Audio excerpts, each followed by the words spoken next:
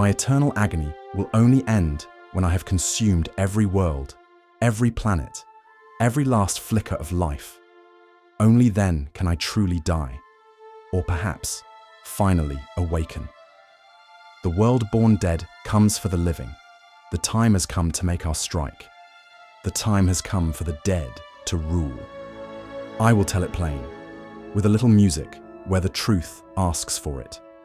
Mordenkainen's hall was warm and clean and very sure of itself. A mansion made of good manners, with the geometry formed from a combination of both the illusion and enchantment schools. Those higher-level spells really do the trick. I stepped through the polite door and laid an orrery on his blackwood table, and the silver lines of the now open tome sang like strings being tuned. Worlds took their rounds, and above them drifted a pinprick of a travelling knight. At least that's how the world ender would most likely tell it. A mobile hole in the sky that plainer sailors would learn at dawn and dusk. Like moons make swell and wane the nescient seas, so too the sky-strewn gods ordain the tidal fates of mortal days, I said, and the chandeliers obliged with a soft tide of light. Atropus, the world-born dead, wears many origin stories and keeps all of them hungry for the main course. Some wise heads in Candlekeep say it woke in the divine wash that haloed the first god of death. Some give it the crown of a stillborn deity that remembered a throne it never sat. Whatever its form and name, it held two constants: endless ambition and endless hunger. Its true purpose, to find all worlds, erasing all life with its gruesome touch upon the multiverse. And most of all, the timeless nature of the far realm makes the telling from even the most seasoned sage a rumor at best. But let us stick with what we know though, for now. It had not taken Faerun yet. And yet is the word I use when the fate of the multiverse could perhaps lie on the precipice of damnation. We drew its path through the weave and astral, for magic is only a tool and in rare cases provides little comfort for something as vast as the world born dead. To be labelled broken by the gods of gods could be seen by many to be a powerful motivator. Let us discuss two chosen of the world born dead, the undead primordial. One belonged to Kyra Zastan, a scholar whose heart had been struck from the heavens. Years ago, her lover and colleague was struck down by a falling meteorite. The chances of such an accident were so slim that she blamed the gods. Robbed of a life with the one person she loved more than anything, she went insane and bent all her considerable resources to visiting ruin on those entities she despised. A troublesome but understandable tale, dear listener, which isn't to say the things we do are meaningless. We may be puppets, toked and strobed around by good and evil, but we can pull on the strings a little. A small pluck could be enough to save a city. A few more could return a mind to itself. Perhaps, in some moments, even plucking that string once would be too much for some. Another hand belonged to Gorgurth, a demon tired of being and eager for quiet through ruin. Sickened by Orcus's incessant plotting, Gorgurth fled the abyss for the material plane, where it gladly serves Atropus. Gorgurth followed this new entity not out of affection or loyalty, but because it promised an end to the nightmare of existence. He marched with an army of dead and undying toward an answer he did not fully understand. I then set a hummingbird feather between us on the blackwood lip of the orrery, a sliver of living swiftness laid where the slow worlds turned. The device, a great clock of brass and metallic copper, rings spun with an elegant rotation, jeweled pointers and whispering wheels. It showed the stations of planets, moons, and, under a wizard's hand, the bright junctions where the inner planes braided with the roads to the outer. In a competent navigator's keeping, it was chart and key together, its alignments opening safe courses to every elemental realm, the ethereal, the high dominions beyond, and the prime where most of our stories begin. Mordenkainen traced the cadence for longer sight. I gave the weave a little more room and height. The feather trembled.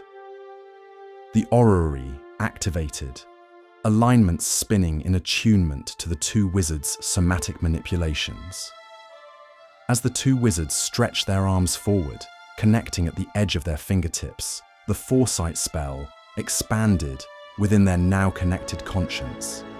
As the future came forward, the sight turned. Gorgoth stood amid torn standards and set Orcus's mark aside. His undead answered as a gate opened upon the material plane, called up by hands that served Atropus. The armies of the material stood opposed to his endless hordes, their radiant and infernal light connected as one against an overwhelming threat to the material, inner and outer planes. Gorgoth spoke to the defenders.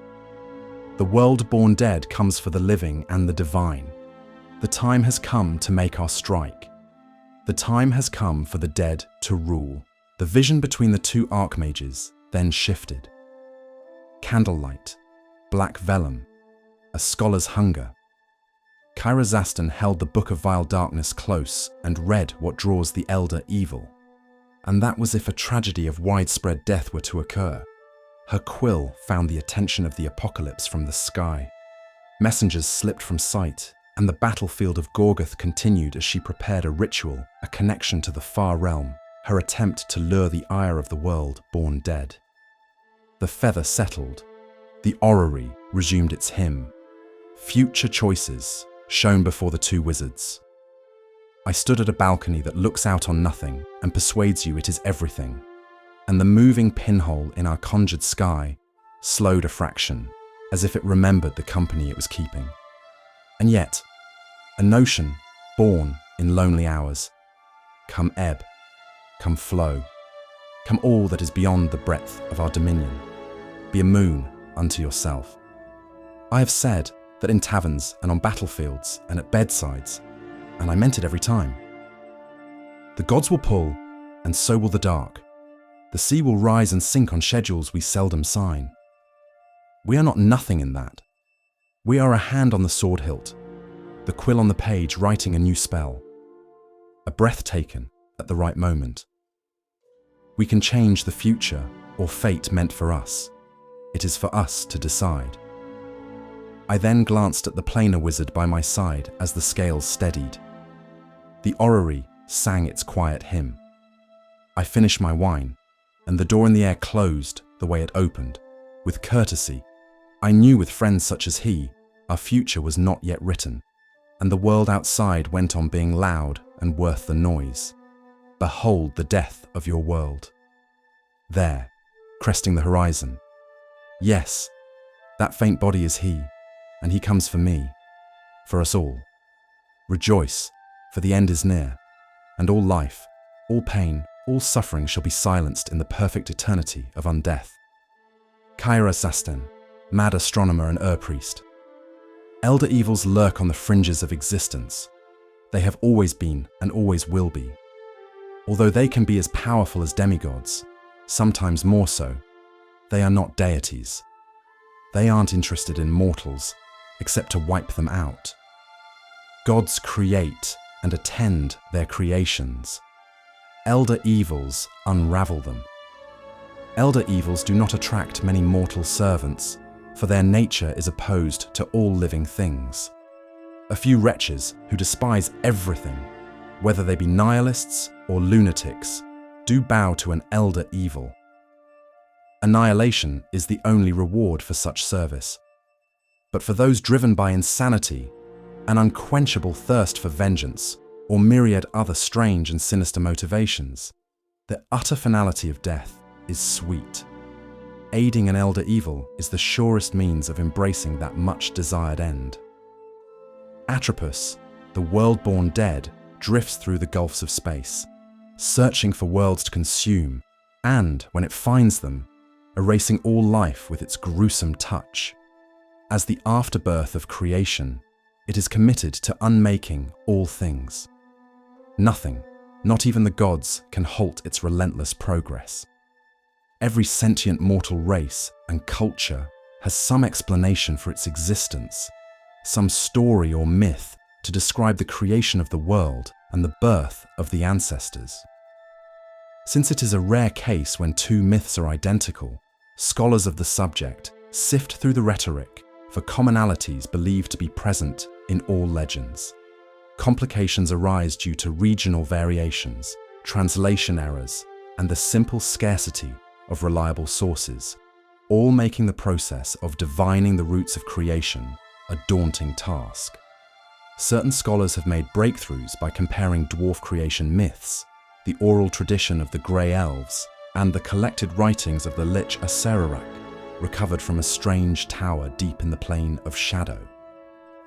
The findings have been disturbing, pointing to some primeval mishap, a horrible divine accident leading to the creation of something called the world-born dead. According to the writings, creation was the result of a prime mover. This being's identity varies with the particular story. Most scholars agree this entity must be the force behind the gods springing forth into existence from the primeval void. This force, idea, or being is called Atropus. Some theologians believe the appearance of these divine agencies came with a dreadful price. In order for them to take shape, there must have been a sacrifice. For life to exist, there must be death. Atropus must have caused its own death, and in that sense, became the afterbirth of creation, the wasted materials left over from the formation of the gods. Furthermore, since the gods are living beings, and since life relies upon energy gained from the positive energy plane, the world-born dead must be their inversion, death incarnate, drawing its own power, such as it is, from the negative energy plane. Little remains of the prime mover that made the supreme sacrifice, nothing more than a decaying, disembodied head, leaving in its wake cast-off necromantic detritus that floats through the void. Perhaps Atropus, the stillborn gods, take their shape from these cast-off bits. Atropus is bound to unmake living things, to absorb their souls in an orgy of violence. Its touch is terrifying to witness, as countless barren worlds crawling with restless dead mutely testify. Atropus saps life from worlds it encounters, draining away energy as it draws ever closer to a planet. Once it comes near enough to a planet's gravity, the celestial body that is the elder evil enters a descending orbit, sweeping closer and closer, and looming larger and larger in the night skies. The effects are terrifying. As the moonlet nears a planet's surface, the dead rise from their graves, and, as Atropus fills the night sky, the twitching undead spread like a stain until nothing living remains. The undead primordial is self-aware, but not as mortals can conceive. Its memory extends back to the one moment when it brought forth the gods, and it has lamented this decision for all time.